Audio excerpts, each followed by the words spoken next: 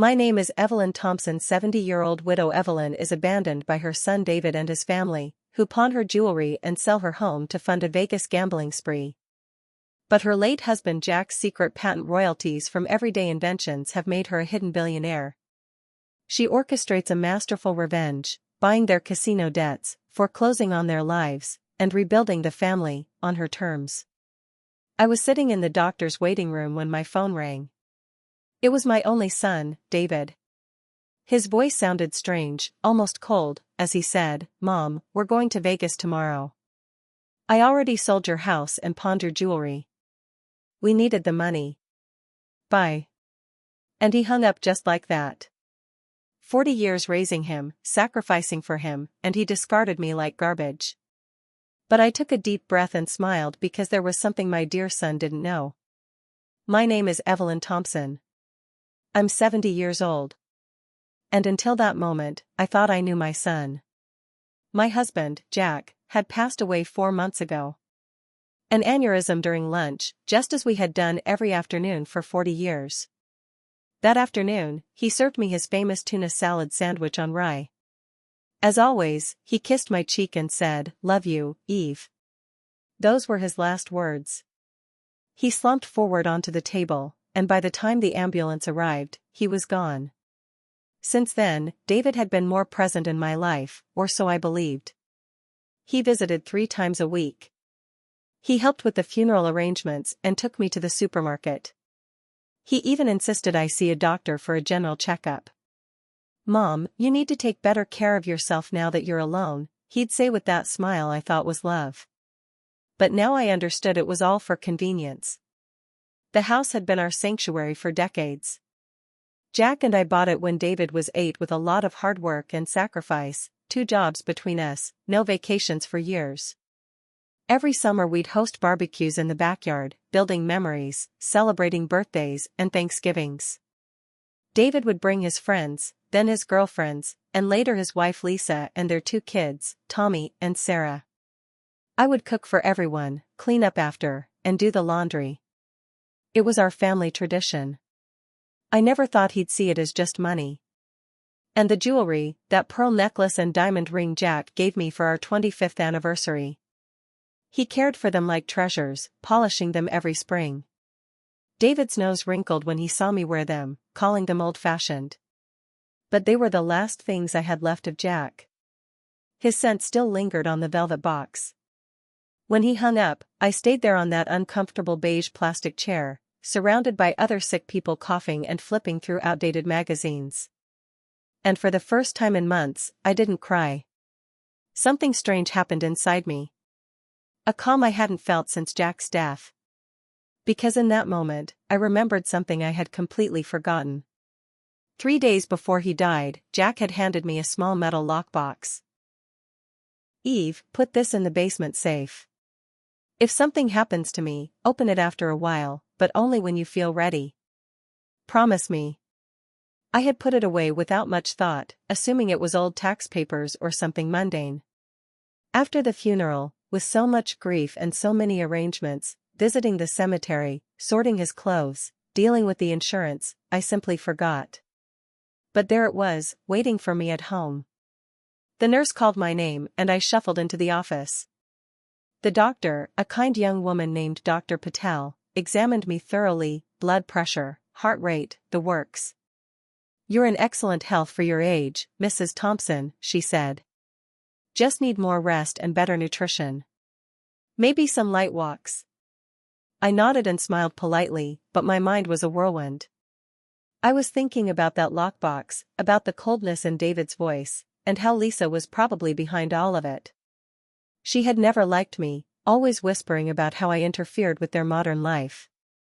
She saw me as a burden, an outdated relic. I left the office and walked slowly to the bus stop. I no longer had a house or jewelry, according to David.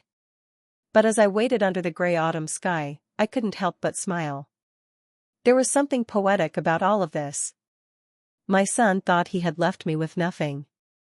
But what he didn't know was that Jack, my dear Jack, had always been a man who planned ahead. He was an inventor at heart, a tinkerer who submitted ideas to companies for years, never telling me the details. The bus arrived with a hiss of brakes, and I sat by the window. I watched the suburbs go by, the neat lawns, the minivans, people rushing home from work, all with their own tragedies, their own secrets. I had my own, too. And I was about to discover them. The ride took 45 minutes, jolting over potholes, and by the time I got home, the sun was dipping low. I let myself into the house, our house, though not for long, apparently, and went straight to the basement. The safe was behind a stack of old boxes, dusty and forgotten. My hands trembled slightly as I spun the combination, our wedding date, July 15, 75. The lockbox was there, cold metal under my fingers. Jack had etched "For Eve only" on the lid in his precise handwriting.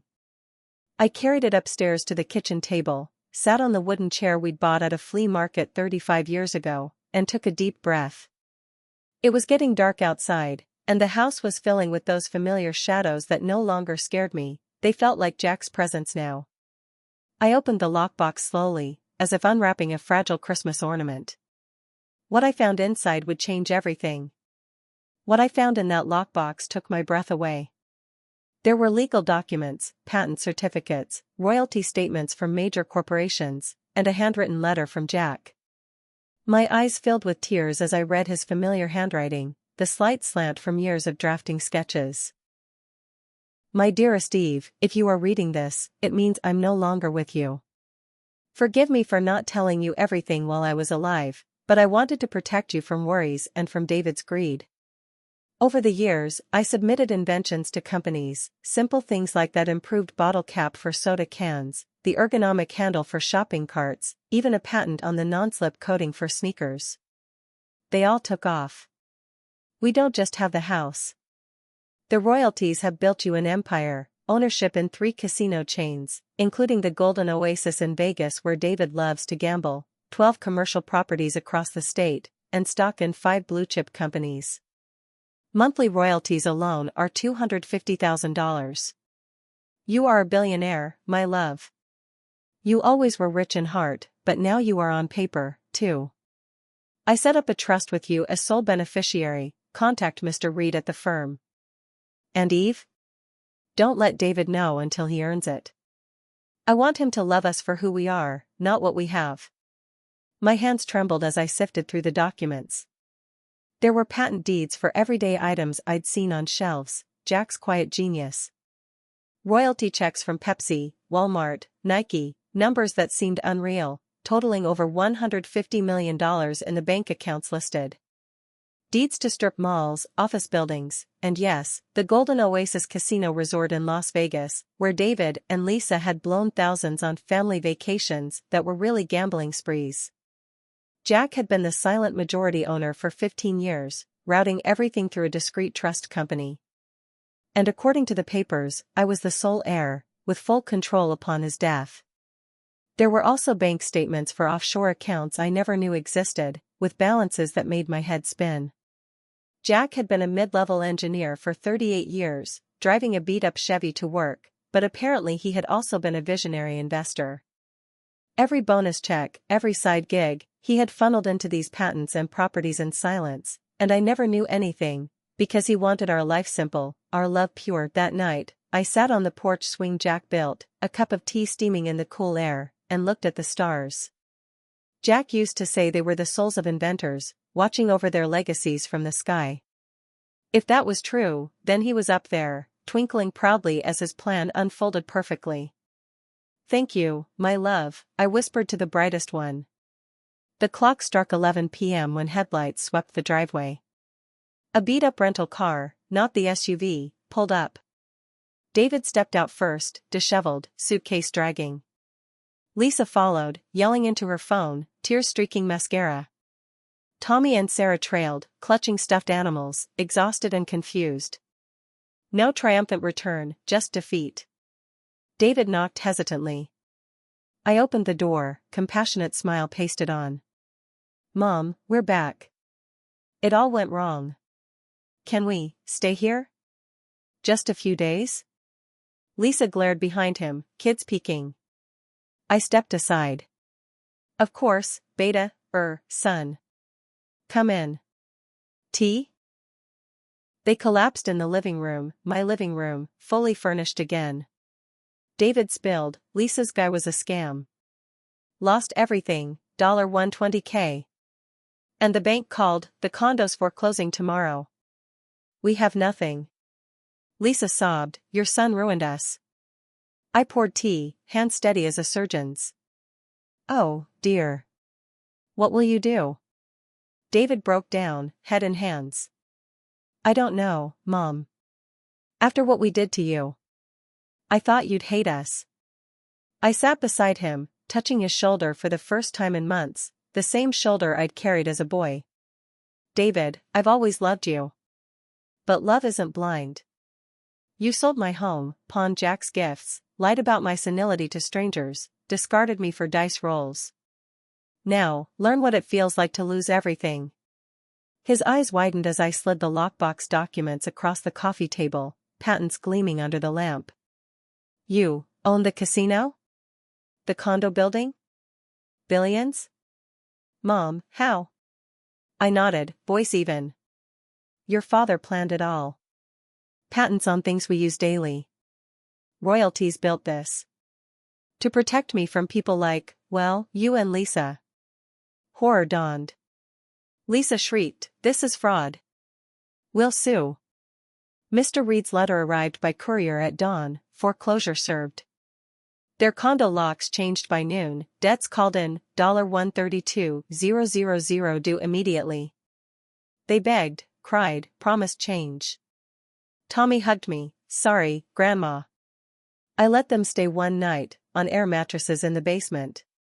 The next morning, I drove them in Jack's reclaimed Chevy to a tiny efficiency apartment, in my building across town. Rent, $1,200 per month, payable to Thompson Holdings.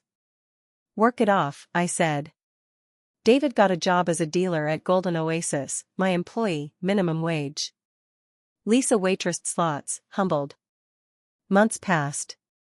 They repaid every penny, with 8% interest, per the note. Lisa left David for a high roller, banned from my casino. David, alone, visited every Sunday, cooked lunch, played with the kids, who stayed with me weekends, washed my Chevy. One morning, he kissed my cheek, love you, Mom. I smiled, handing him toast. I know, son. Now earn it. Justice tasted like tuna salad on rye, simple, satisfying, eternal. The kids thrived, Tommy in Little League, I sponsored, Sarah in dance, my tuition. David rose to shift manager, my promotion. Neighbors gossiped less, Betty beamed, your boys turned good. I nodded, secrets safe. Jack's stars winked approval. At 70, I traveled, Paris, not Vegas, properties humming. David calls daily, proud of you, Mom. I am too. Of us. Subscribe my channel.